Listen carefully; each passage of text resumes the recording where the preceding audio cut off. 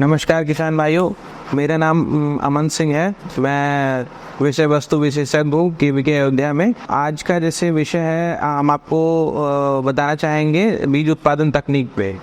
तो सबसे पहली बात कि किसान भाई बीज उत्पादन तकनीक कैसे करें, तो कुछ मुख्य बिंदु हैं जिनका किसान भाइयों को ध्यान रखना है।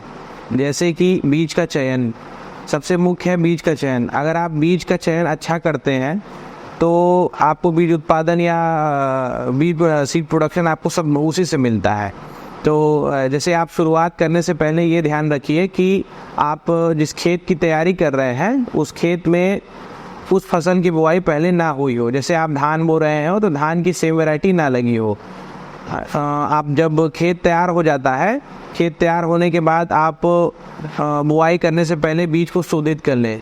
जैसे आप पैडी हो गया ये और मक्का हो गया, ये सब बाबा स्टीन हो गया, थीरम हो गया, कैप्टान हो गया, ये आपको इनसे बीज शोधित कर लेना चाहिए। और बीज लेने से पहले आप इन बातों का ध्यान रखें कि बीज आप जहाँ से भी लें, किसी संस्था से लें, किसी अच्छी यूनिवर्सिटी से लें, तो इस बात का ध्यान रखें, इसको जानकारी में ले लें कि जर्मिनेशन परसेंटेज उस बीज का क्या है। जैसे हर बीज का जर्मिनेशन परसेंटेज अच्छा होता है। जैसे कि बीज भी दो तरीके से देखे जाते हैं, एक तो जीनोटिपिकली, एक फिनोटिपिकली। तो फिनोटिपिक मतलब है उसका, बाहर से आप देख के कैसे जानेंगे कि वो बीज दिखने में कैसा है। कुछ बीज दिखने में सुंदर होते हैं, बड़े होते हैं, ये एक अलग है। पर जो जीनोटिपिकली होता है जिसमें उसमें जर्मिनेशन परसेंटेज आता है, तो जर्मिनेशन परसेंटेज में हर एक बीज का अपना जर्मिनेशन परसेंटेज होता है। किसी का 80% होता है, किसी का 70% होता है। तो ये चीज़ आप जानकारी में रख लें, तभी आप बीज लें। और जब आप बुआई कर दें, बुआई करने के बाद आप एक सबसे मुख्य भी होता है, आप टाइम पे रोगिंग करते रहें।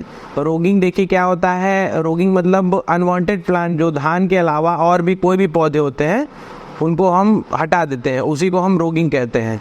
और देखिए कि आप जब भी धान बोएं, धान की अलग अलग वैरायटी हो, जैसे सरजू 52 हो गया, MTU 7029 हो गया, तो इन बातों का जरूर ध्यान रखें। जो एक होता है आइसोलेशन डिस्टेंस, जो ब्रीडिंग में बहुत ही मेन होता है, बीज उत्पादन में सबसे मेन माना जाता है आइसोलेशन डिस्टेंस।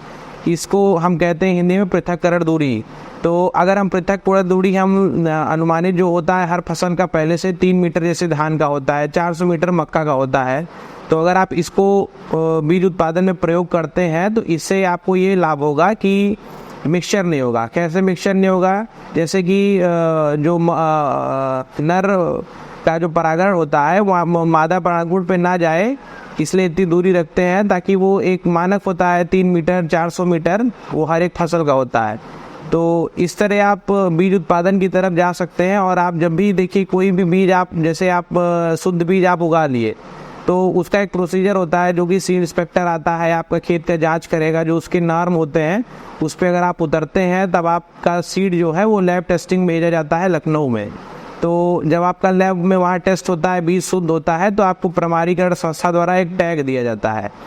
तो इस तरह आप बीज उत्पादन कर सकते हैं। और देखिए दो चीज़, हम क्योंकि हम ब्रीडिंग के स्टूडेंट रहे हैं तो आपको इससे संबंधित बीज उत्पादन, जैसे कि म्यूटेशन होता है, तो म्यूटेशन में देखिए अगर आप बीज उत्पादन कर रहे हैं, किसी खेत में आपने लगाया, तो एक होता है स्पॉन्टेनियस म्यूटेशन जो नेचर के द्वारा होता है, उसको हम स्पॉन्टेनियस म्यूटेशन कहते हैं।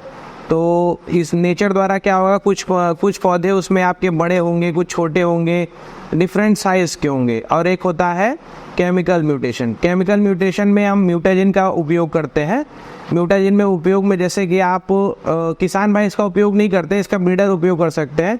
जैसे कि इथाइल मीथेन सल्फोनेट होता है, तो 2-3 केमिकल होते हैं जिनका हम प्रयोग करते हैं। इससे क्या होता है कि जैसे किसान भाई के लिए आप ये जानिए कि जो नेचुरल म्यूटेशन होता है, अगर आप नेचुरल म्यूटेशन से आप देखेंगे कि जब डिफरेंट साइज के और आकार प्रकार के पौधे होते हैं, उनको एक साल तोड़ के रख लेते हैं। जैसे जो समान लंबाई के होंगे उनको एक तरफ, जो छोटे होंगे उनको एक तरफ, जो अपने अपने खुद के कैरेक्टर होंगे उनको एक साथ रख लेंगे।